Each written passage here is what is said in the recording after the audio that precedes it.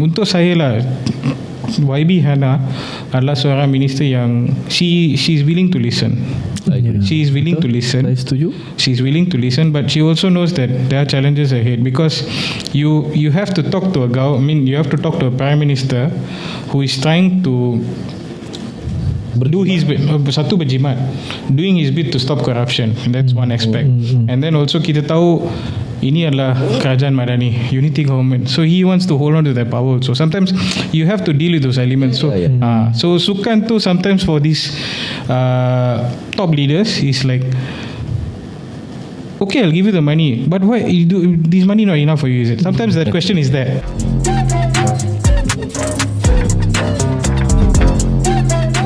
Okey, kita kembali, kita nak sentuh sikit bagaimana kita cuit persatuan marah. Betul. Okey, dalam persatuan ni pun ada yang passenger. Dalam persatuan ni pun ada yang datang mi goreng kari pap teh balik. Okey, you kena datang. Hari ni kena datang tau. Tidak, koram tak cukup nak lulus. Elang. Ini senario yang berlaku. Reality, agreed? Agree. So bagaimana Avi melihat senario persatuan-persatuan sukan Malaysia kebelakangan ini untuk berdepan dengan media dan sebagainya? Mungkin boleh share sikit.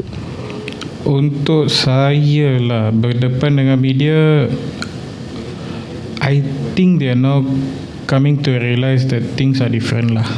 Kalau dulu it's a bit more, we still ask questions, they answer back and all that. Tapi sekarang zaman di mana you have to deal with marketing, you have to deal with sponsorship, you have to deal with privatization. So setengah persatuan ni terlalu taksub dengan dapat duit daripada dana kerajaan. And when the ministry is telling you need to move on, you need to move forward, you need to get your own funds, that's where they struggle. So sometimes also, selalu orang guna term dinosaur. That means people who have been in the association for a long period of time. Tapi at the same time pun, saya pun ada soalan, kenapa the youngsters don't want to take up? Kenapa youngsters tak nak ambil bahagian dalam election process and all that? So that's something that I've been realizing for the past few days actually. I've been asking myself why and all that. So ada mengatakan bahawa it's part of politics. They don't want the youngsters to come up. Kalau tak silap saya, masa tu MGF ada presiden yang berumur 32 tahun, but he only lasted for 2-3 years. After that it was the pucuk kepimpinan yang lama yang ambil alih. So sometimes how do you deal with this politics is something that you have to learn lah. And untuk saya lah, kalau di Indonesia ada Pak Erick Thohir untuk bola sepak Indonesia, and I think he did a lot of good work with basketball as well. So di Malaysia orang nak individu seperti beliau untuk mengambil persatuan di Malaysia, but do we have that? So at the end of the day, di Malaysia ni orang yang mengambil pucuk kepimpinan sukan ni adalah untuk to raise their own credibility, their own value. Number 2, they will do their bit for the sports, they will help out, but at the end of the day, if they don't get success, they will just let it go. But if success comes, that's when they will want to hold on to it. So at the end of the day, it's all about optics. Di dunia sukan ni, optics marketing is very important. And that's what the kebanyakan persatuan di Malaysia yang buat benda tu lah. So it's more like we need to discuss about how do we rejuvenate these associations with youth. So untuk saya, the ones that have retired from the sport, I wish Dato' Lee Chong Wei takes up a persatuan. I wish Dato' Nicole David helms a persatuan. And for me, Road to Goal is the first step towards telling these associations, we've got these athletes with us right now. These athletes have ex-athletes have fresh ideas, and we have to move forward. Sebab tu I was very heartened with the fact that Dato' Stuart Ramalingam is one of the people in RTG, kerana beliau dulu bekerja dengan Denso, and he understands the nuances of sports marketing, how to move forward. And kita semasa beliau bekerja untuk FM dan juga MFL, Selalunya media call dia, he knows what to say, he knows what to tell. So we need those kind of individuals in our sports. Okay. Okay, bila you sebut Datuk Stewart, kita nak masuk sikit lah. Okay. Baru-baru ni postmortem mengenai prestasi atlet. So apa pandangan you tentang hasil daripada postmortem tu? Mungkin you boleh share sikit your point of view tu. You were there? No, I wasn't there. Saya tidak berada di press conference tersebut, tapi saya ada baca stories berkenaan dengan apa yang dikeluarkan lah. Yang paling mencuri tumpuan saya adalah Code of Conduct. Code of Conduct for athletes dealing with social media. It feels like people are blaming social media for our athletes' poor performances. For me, that's not the case. You cannot just, kita tidak boleh gunakan social media sebagai satu barometer untuk mengatakan bahawa mereka tidak perform well kerana social media. Okay, faham. That's not right. For me, simple. Sukan sekarang sudah maju. Di negara-negara lain, allocation untuk sukan amat tinggi. This is a reality that we have to accept.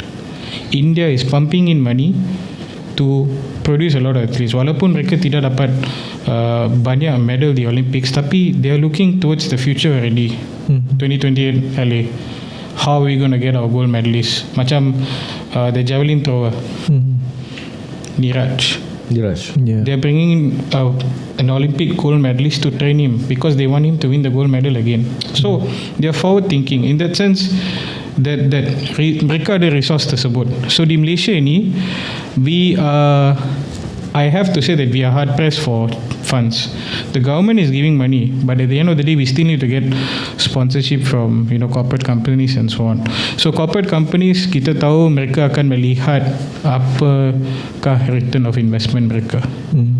Saya suka apabila kerajaan mengumumkan dari segi income tax, pemotongan cukai tu kan. Tapi saya rasa why not kita untuk menggalakkan, kadang-kadang macam Abi cakap tadi lah, yalah aku sponsor 10% je. Apa benefit dia dapat kan? So I always bincang dengan kawan, kata why not we go for 50%? Why not? Sebab banyak company nak sponsor, tapi dalam keadaan in return dia tax reduction 10%.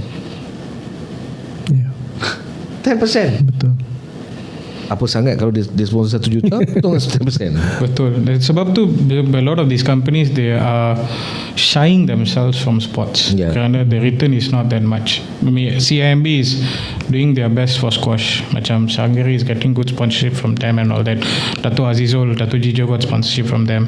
Nicole also in the past. So for them, they're looking at the athletes' performances lah. So untuk saya, also I want to put this point out lah. I think athlete kita pun kena tell themselves, I have to privatize myself. I cannot just rely on the persatuan. Project myself. Betul. Exactly. So for example, tengok Azim, dia pergi ke Amerika Syarikat, he's working on his own, marketing himself, and dia punya mindset dah tukar dah.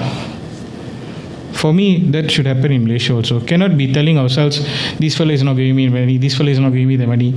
You have to go out there and say, look, this is what I've done, I want to further improve, can you help me out or not? So in this case, athletes pun kena ambil inisiatif sendiri lah. But it's this topic ni will be a long discussion, because in Malaysia, if you ask me, resources wise, we are getting there, but not enough. More needs to be done.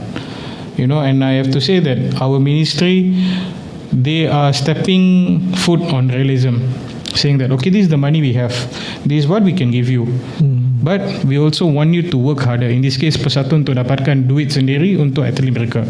And I think athletes will realize that they have to work for themselves. Macam mana mereka dapat sponsor kasut? For example, usually persatuan yang akan bagi the equipments and all that. Tapi I know several athletes that go out on their own to get their own, let's say, boot bola, baju and all that.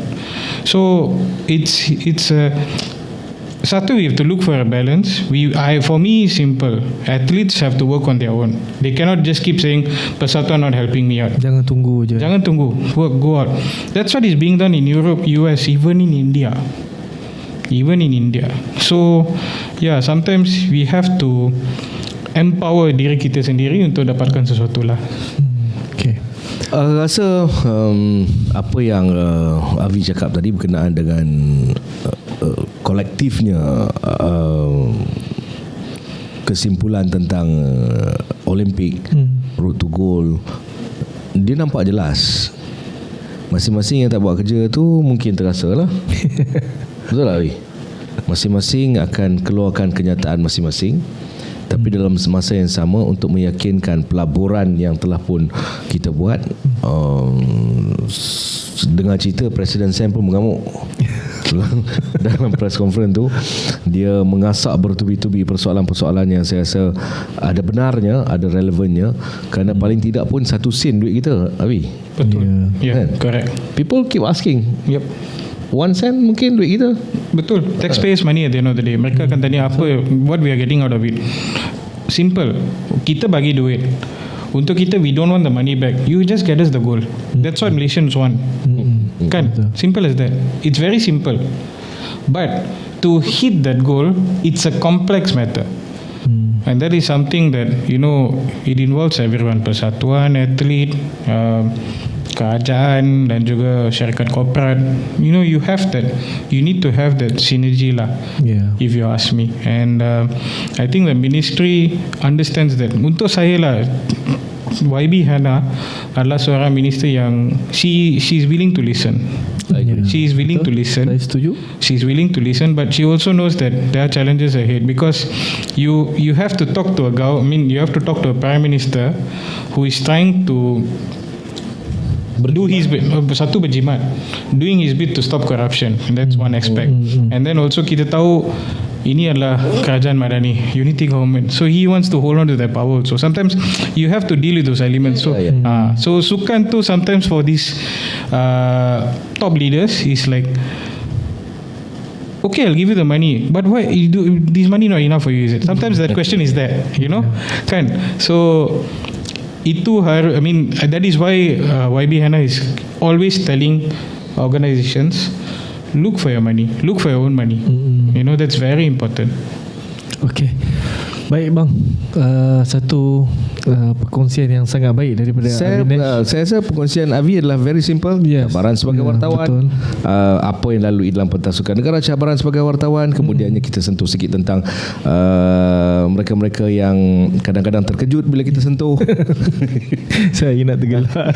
Kadang-kadang call tak jawab, kadang-kadang WhatsApp tak reply sebab marah dengan komentar-komentar yang telah pun kita berikan. Itu adalah lumrah. Saya pernah ada seorang apabila saya secara terang-terangan menyatakan bahawa pemilihan ni saya lebih melihat kepada individu A, tidak individu B. Selepas selesai live tu on the spot call, thank you so much because not choosing me, tak letak. Itulah lumrah yang kita terpaksa lalui. Untuk berkata benar itu sebenarnya sukar. Okay. Jadi kita telah sampai ke hujung. Baik, betul. Avi, thank you so much. Apa harapan you? You want to say something to SAMBANG? Sam tapi Bang. SAMBANG. Untuk SAMBANG, I hope to see more guests coming and giving their point of views lah. I think I saw the one with Richard Scully, and then also the former MHC Vice President, she talking and so on. And then hari tu kalau tersilap saya Rambo Rambo kan. So looking forward to see more from SAMBANG. Dan you jangan terkejut sebab because after this kita rasa macam tak best kita panggil balik tau. Boleh tak ada masalah. Kan boleh. I got no problem. It's a pleasure. Because Avi ni antara ahli member SAM yang aktif. Ya, betul. Dia kerap kali terlibat dengan kita punya aktiviti.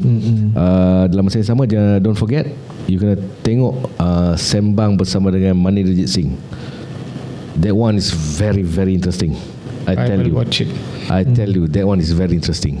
Maninderjit Singh is someone who is very vocal. Saya tengok dia punya Twitter pun saya rasa macam okay lah. That's why we need more of those kind of people to come out to talk. Betul. That's what I hope untuk Malaysian football also. More to come out and talk. Be open. Tell what needs to be fixed. Tapi sepanjang kita tak sembang banyak pasal bola. Iyalah. Padahal dia ni core bola ni. Tapi tak apalah, kita pun nak elak daripada dia.